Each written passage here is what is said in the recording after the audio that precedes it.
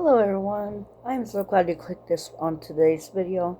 Welcome everybody, young and old.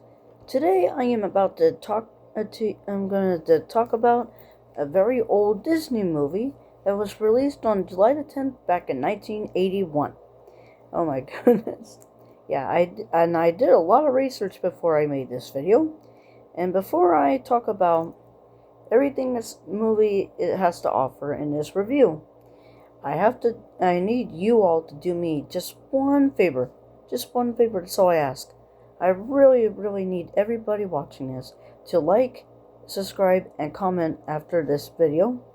And let me know what you thought about this movie in the comment section when you first watched it, or if you haven't seen it in a while, tell me what you thought about this review. I am on a mission right now, currently. Right now, my plan is to get to 100 subscribers on YouTube. And in order for me to make money off of these videos, I need to get to 500 subscribers. And that's a very long ways away. And I don't know how I'm going to do that. But I'm doing my best with these videos. I know they're not good. I know the thumbnails are not good on here. And I only have 4 subscribers right now currently. And I do post on my channel, but other than that, I really need the help. So, and I can't do anything without any of your guys' help. Okay? Alright, now that we got that out of the way, let's get on to this review. Now, if you were a kid and you watched this movie, or if you haven't heard of this movie before, well, stay tuned, I guess. Sorry about the fidgeting and stuff here. Sorry. Let's get on with this video. So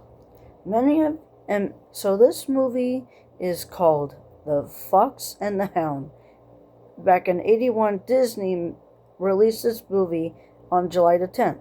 Now, I think there's a lot of things that you probably don't know about the movie, and I didn't even know about this stuff about the movie until I researched it. So, here are the history and the origin.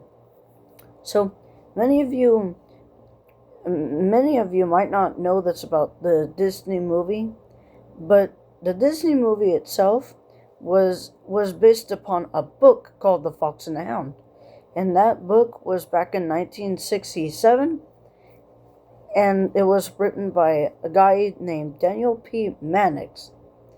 And I never really have read this book.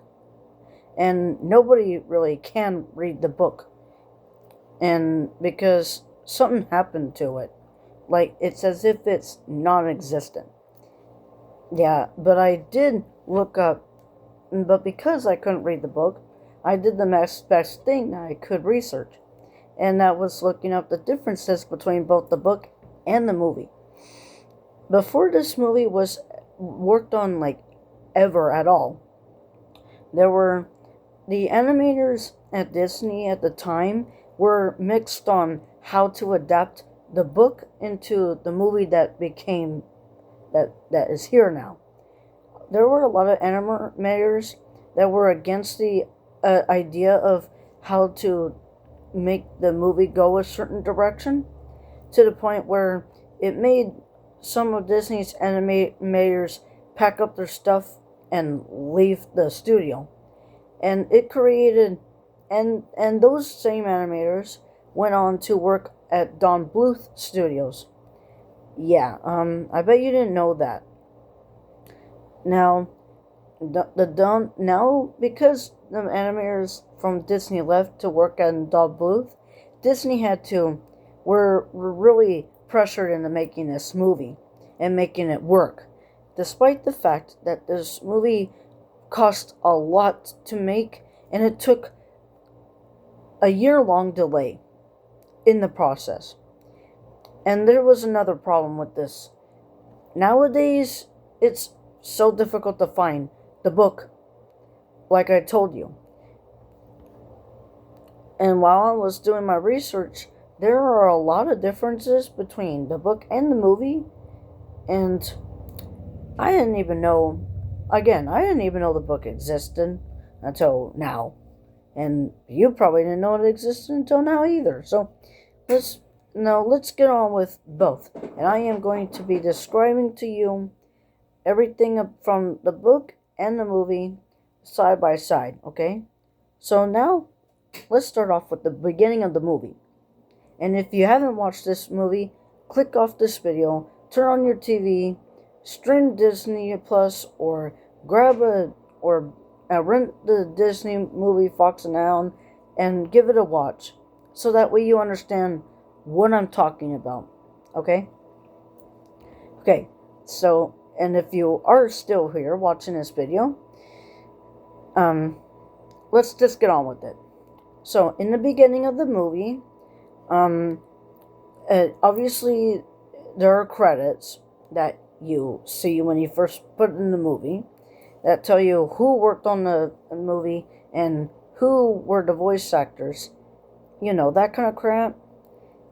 And I did not know this, but the voice actor for Big Mama in the movie, which is an owl in the movie, was voiced by a very nice, incredible woman, and her name was Pearl Bailey. Yeah, and I don't know if any of you really know who that is, but she sounded like a very good, nice woman when I did the research on this movie, so I just wanted to credit her here and give her a shout out, because, you know, not all good things all must come to an end, you know? Okay, in Disney's movie, the mother of Todd, who was the fox in the movie, was being pursued by hunters, and she basically had to move Todd into a hiding place so that way the hunters couldn't kill him.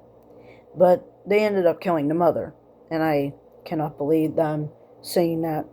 And I hope YouTube does not strike this video down with a copy strike or something like that. I really don't want to get in trouble for saying stuff like that here. And then, after the mother fox, gets shot, Big Mama the owl ends up finding Todd. And there are two other birds in this movie, Boomer and Dinky, and I don't remember which bird is what. And I really don't care about them. They're side characters. And you know how Disney movies are. They always have some weird-ass side characters, okay? So let's not dwell on that. So the birds and Big Mama, the owl, end up tricking a nice old woman who goes by the name of Widow Tweety. And I didn't know that was her name, actually. And she's one of the nicest old grandma figures that you could ever watch on a Disney movie. And she found Todd and immediately adopted him and took him into his home. I mean, her home. Now, this old woman has a next door neighbor, and his name is Amos, and he is a hunter. And he bought himself a baby dog, and his name ends up being Copper, and he's the hound dog in the movie. He has another dog, and his name is Chief, and I don't know what kind of dog he is. I don't know. I'm not very good at differentiating different dog breeds. Okay, now before I continue on with the movie, let's talk about the book for a moment. About how the book begins, okay? And this is kind of similar to it. But in the book, it goes like this. The mother fox had many babies. There were hunters and a terrier dog that was hunting for them. Some of the baby foxes and the mother, die. And Todd was buried underneath a lot of dirt, in hiding in order to stay alive. One hunter, who was also a farmer in the book, had sympathy for the young fox and took him in with by sackcloth or whatever, took him home and adopted him on the spot. Yeah, obviously, let's just say the beginning of the book is actually quite dark versus the movie. Man, no wonder why Disney made the beginning a little bit more wholesome, if you will. All right, now let's talk about the movie's version of Copper and Chief. So, in Disney's movie, Chief and Copper are portrayed as father and son, because Chief ends up teaching Copper how to be a great hunting dog throughout most of the movie. Like most of the beginning, I believe. I can't remember exactly. And eventually, later on in this movie, Copper becomes a fully grown old hound dog. And he's kind of like the new prized pupil for animals. And Chief obviously gets jealous of that. But that doesn't matter in the movie. But in the book, however, this is completely the opposite. Take Copper the hound dog and make him an old, different kind of breed of dog. And then take Chief, who was the old dog in the movie, and make him very, very young and new, and make Copper hate him. You see where I'm getting at here? Copper, in the book, is a half-breed bloodhound, and Chief is a trig hound, or some people call them foxhound dogs, and Chief ends up taking charge over Copper's hunting pathway, and he ends up taking all the credit. Long story short, let's just say that Copper is not a very nice, genuine, old dog here, and Chief is the little runt and the little a-hole, if you will. Yeah, right. Yeah, nice. Yeah, very, very good. Very wonderful, yeah. Not good. Okay, and now let's talk about the differences between the fox and the hound's relationship, hence the title of the movie. In the movie, before Copper goes on that hunting trip with Amos and Chief in the movie, he tracks down Todd's scent and they become best friends. And eventually Amos got tired of Copper running out to the next door neighbor's place, and so he tied up Copper against a barrel to keep him from leaving his property. And Todd had to leave when he found Chief and was being chased around the farmyard, and he kind of had no choice but to run away. Unfortunately, like I said, Chief ended up waking up, and Todd got chased across the whole entire farmland. And Amos had a shotgun, and he tried to shoot Todd dead right where he stood. But he jumped in front of the old woman's milk carton car, truck, or whatever you want to call it. And when Amos approached her, trying to, kill the fox, she basically got in the way, and he ended up threatening her and saying that he would kill the fox if he ever found him on his property again. Yeah, kind of dark, don't you think? But in the book, it's even darker. So, keep in mind, Copper is the old dog in the book, okay?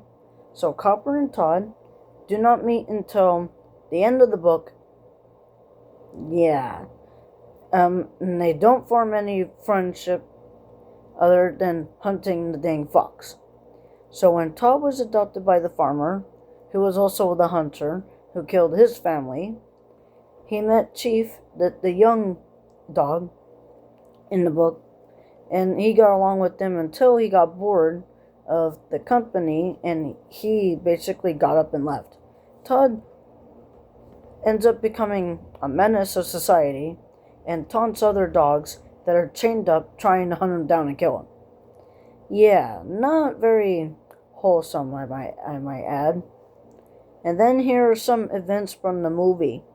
So in the movie, the old woman who raised Todd from a baby up until the moment Amos basically threatened to kill him, she basically had to take poor little Todd and put him back out into the wild.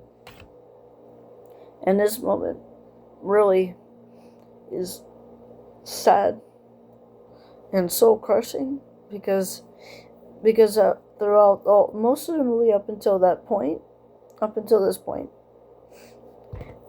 she loved Todd, and she didn't want to give him away, but he was a fox, a wild animal, and she couldn't keep him forever, so she had to give him up and put him in the forest for him to defend him for himself. In the movie, Todd paid Copper a visit or something like that, and then he got chased by Chief. And at the part where, in this part of the movie, Todd and Chief were standing on a train track that was unoccupied at the moment. But then the train was coming, and Todd ended up getting away, and the train ends up hitting Chief and broke 2 of his legs. Yeah, kind of dark. And that moment is where that started a sad, soul-crushing event of the old woman taking Tweety and the old woman taking Todd and putting him in the wild. She literally had to get in a car and drive Todd away, took off his collar that had his name on it, and basically walked off and drove away. She had to let him go, because if she didn't, and he was still in her cottage, he was going to kill the freaking fox no matter what she did. She had no choice. Now, in the book, Todd was messing around with these dogs when the master opened up his front door. Chief, the young dog in the book, escaped from the house and chased Todd all the way to an iron train track. And Todd ended up jumping off at the last moment before the train came and hit Chief. Basically, let's just say that Chief is no longer here with us anymore. Yeah, kind of dark. It's similar to the movie, but it's dark. At least in the movie, they showed that the dog got 2 of his legs broken. In the book, the dog's just straight up gone forever. And so in the book, the master cries over the death of his young dog, and he swears vengeance against the fox. And Copper, the old dog, is eager to hunt the fox down because that's what his master wanted. Yeah, and remember when I said that, remember when I told you that the half of the animators left Disney Studios for Don Bluth? This is the reason why. Around that part of the movie, the animators at Disney were arguing with each other about whether or not they wanted to kill the dog off, because they didn't like the idea of Disney killing off their main characters. Wait a minute. So are we just going to ignore the fact that Disney once killed off a character in the beginning of a movie, which was Bambi's mother? Are we seriously not going to bring this up? Are we seriously not going to talk? You know what? Fine, whatever. You know what? Go ahead, Disney. Pretend that you don't kill off your main characters. Hypocrites. Yeah, sorry about that. Got bored and sat there for a moment. ADHD, duh. Anyway, wait. What was I talking about? Oh, yeah. Now, let's move on to the girl fox. Yeah, I don't remember the girl fox, to be honest with you. So, in the movie, Todd is in the forest, and he's trying to find a place to live, a brand new home. And then, in the later half of the movie, Todd ends up finding a girl fox that he ends up falling head over heels for and falls in love with. trying to impress her, that kind of crap. And they eventually fall in love. You know, if you know, you know. Well, in the book, it's a bit different because, and I'm going to try to make this kid friendly because obviously this part of the book is not for kids, okay? And if you are a kid, just skip this this part of the video, okay? So, in the book, Todd fell in love with the girl Fox. Unfortunately, Todd is basically like you know how James Bonds gets all the women that he wants. Well, Todd is basically like that, and he's kind of clueless. But then he figures out really quickly that that he wants to have a family with the girl Fox. Yeah. So both of them, and I'm not going to say what I'm talking about because kids don't need to know that. And eventually they have baby foxes of their own. And Todd then decides to abandon the girl fox. But then he decides, you know what? No, I'm not leaving these babies. I'm going to help her raise them. Oh my goodness, this Todd Fox is a real a-hole. In the book, I mean. Okay, and now, in the movie, Amos and Copper set up traps on the ground, and when they found Todd and the girl fox, they chased them out of a den that they made in a log somewhere, and then Copper blocked the way to get out, and Amos was trying to smoke them out of the den to death. And Todd and the girl do eventually escape, and they end up running over a fallen tree branch that hangs over a waterfall. In the book here, at this part in the book, the girl fox is a real, if you know the word, you know the word, and refused to follow Todd to find a safer place to live. And so when the master and Copper, the old dog in the book, find them, the babies end up, not surviving. And the master tried to gas them out of the den to death. And Todd and the girl do eventually escape. And the girl got caught in a trap. And yeah, she's no longer here with us at the moment anymore. And after that girl dies, Todd finds another girl fox. And they do whatever and end up having babies. But this time, the master and Copper, do away with the babies and the girl fox. And by the time Todd found another girl fox, he eventually got bored of life and he was done trying to make a family. And he was like, you know what? I'm tired of trying to become a father. You know what? Goodbye. I'm not having relationships ever again. Okay. There's a part in the story when Amos and Copper were hunting for Todd out in the forest, and Amos and Copper approached a bear. In the movie, Amos tried shooting the bear and stepped in a bear trap, and Copper the dog did his best to fight off against the bear until he got badly injured. And Todd had to step in and caused himself and the bear to fall off of the waterfall. And the bear eventually, is not here anymore. And Todd is badly injured and tired, exhausted. Amos found Todd right in his vulnerable state and was about to, shoot him until Copper stood in front of Todd and prevented him from killing the fox. And he and the dog eventually just go home. That's the movie. In the book, however, the master and the old dog Copper eventually tracked down the scent of a hunter that got killed by a bear. And when they encounter this bear, let's just say that Copper the old dog is a pathetic loser and is awful in a fight. Thankfully,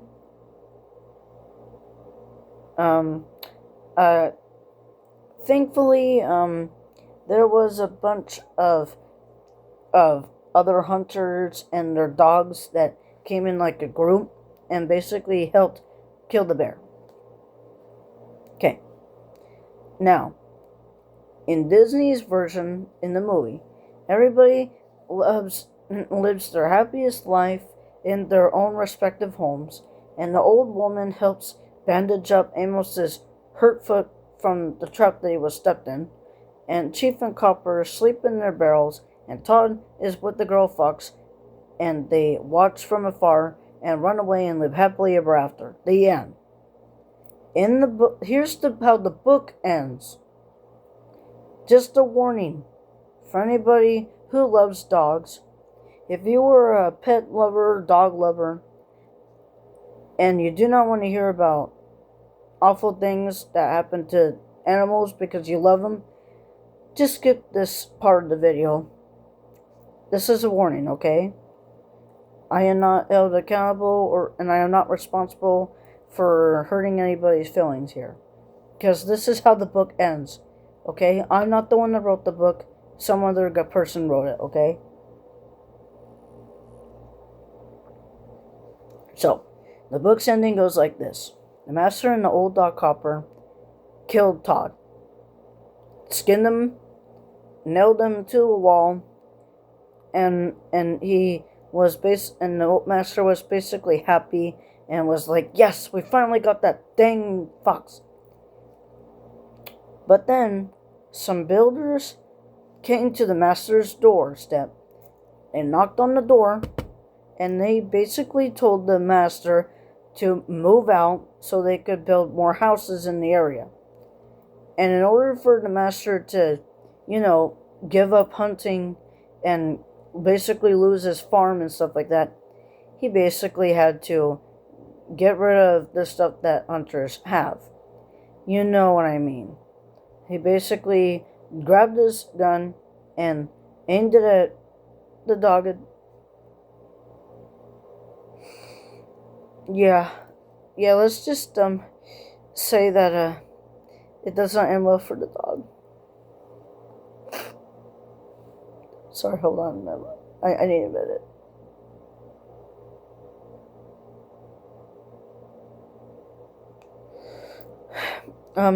Now that this review is basically done for, I'm gonna talk about some things here.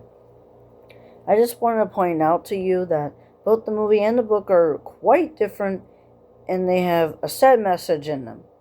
And despite all the cute moments from the movie, the story, if you don't understand what the moral of the story is about how society and rules can push relationships apart. And even the best thing to do for your friends and family can be emotionally and physically painful to do. There are also other lessons here about loyalty and tolerance. Loyalty and doing what your master says in order to make them happy, and then tolerance of rules that appeal to society as a whole. There is another lesson from both the movie and the book that teach us that even if you are an enemy fox, a dog, or a man's best friend, a man or a woman, society has a way of teaching you to follow the rules of what society puts in motion and the sacrifices that have to be made. Sometimes having a motivation or a mission can bring out the worst in an animal or person. And there are certain things in life that hinders the formation of a relationship. And sometimes with motivation, you can go way too far in trying to carry out a result that you deem fit in order to finish a job. And sometimes you have to overcome your own way of life and start a new life anew all over again. And you know what that saying, the saying, nature doesn't care where you are or what you're doing as long as it gets what it wants? Nature and dogs by nature are fierce and loyal animals to their owners. A fox by nature is mischievous, adventurous, and risky in life, and a person by nature is complex, compassionate, sinful, and vastly different from that of any kind of animal out there.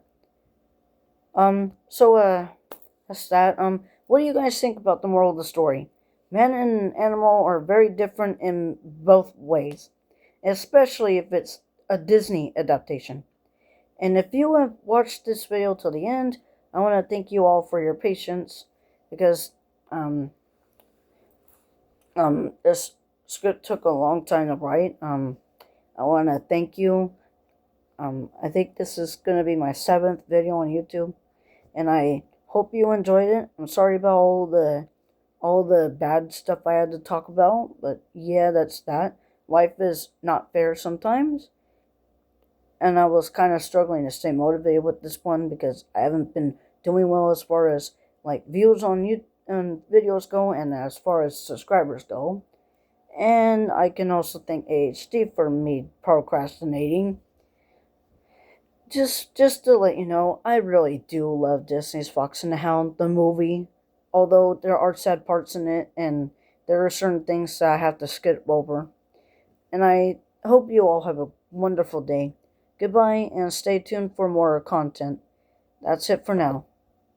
This is the INFJ to Everything channel, signing out. Boom, mic drop. A peace!